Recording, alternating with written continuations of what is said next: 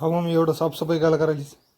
अरे आता शिवरात्री यायली ना, शिवरात्र त्याच्यामुळे घरातले भांडे पण काढले आणि देव घासून घ्यावं म्हणलं. कारण देवघर की नाही कोणताही सण राहिलं ना की मस्त चमचम केलं की घरामध्ये सण पण वाटतंय आणि घवघवी वाटतंय. त्याच्यामुळं देव घासले तर आणि थोडेसे भांडे होते जसं की नाही डबे रिकामे झाले की लगेच घासून टाकले की निर्मळ घर दिसते. तर तेवढे डबे रिकामे झाले म्हणून ते डबे घासले आणि म्हणलं आता देव पण घासून घ्यावं. कारण रविवारी शिवरात्र आहे ना, त्याच्यामुळे ही साफसफाई माझी चालू आहे आज.